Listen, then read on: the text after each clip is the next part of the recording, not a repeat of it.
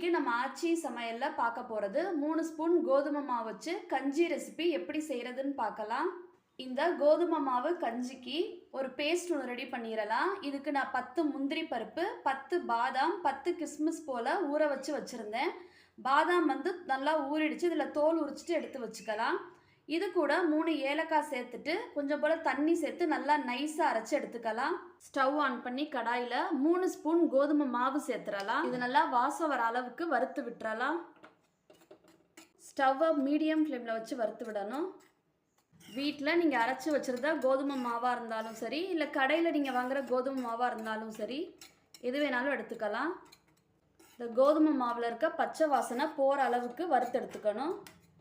நல்லா வாசம் வர அளவுக்கு வறுத்து விட்டாச்சு. இதை ஒரு பிளேட்டில் மாற்றிடலாம். வறுத்து வச்ச மாவு கூட 3 டம்ளர் போல் தண்ணி சேர்த்து கரைச்சி விட்டுறலாம். ஃபஸ்ட்டு 1 டம்ளர் போல் தண்ணி சேர்த்துட்டு கட்டி இல்லாமல் கரைச்சிக்கலாம்.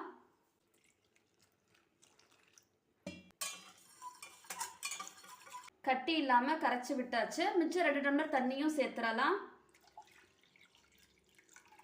ஸ்டவ் ஆன் பண்ணி மீடியம் ஃப்ளேமில் வச்சுட்டு நல்லா கரைச்சி விட்டுறலாம்.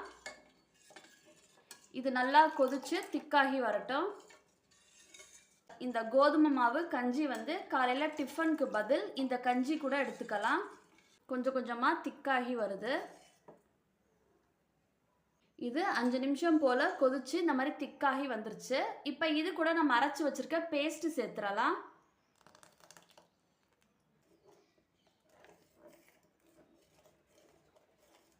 இந்த கோதுமை மாவு கஞ்சி மார்னிங் பிரேக்ஃபாஸ்ட்டுக்கு பதில் தாராளமாக எடுத்துக்கலாம். இது மீடியம் ஃப்ளேமில் 5 நிமிஷம் போல் கொதிச்சு வரட்டும். நல்லா கைவிடாமல் கலந்து விட்டுட்டே இருக்கணும். இப்போ இது கூட இனிப்புக்கு தேவையான அளவு நாட்டு சர்க்கரை சேர்த்துக்கலாம்.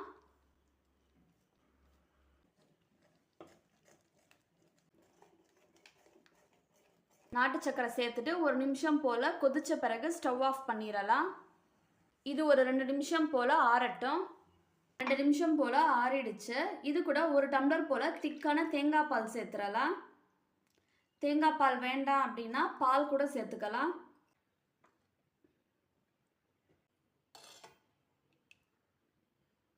அவ்வளோதான், நம்மளோட கோதுமை மாவு கஞ்சி வந்து ரொம்ப சூப்பராக ரெடி ஆயிடுச்சு. இந்த ரெசிபியை நீங்களும் உங்கள் வீட்டில் மறக்காமல் ட்ரை பண்ணி பார்த்துட்டு கமெண்ட் செக்ஷனில் எப்படி இருக்குன்னு சொல்லுங்கள். தேங்க்ஸ் ஃபார் வாட்சிங்.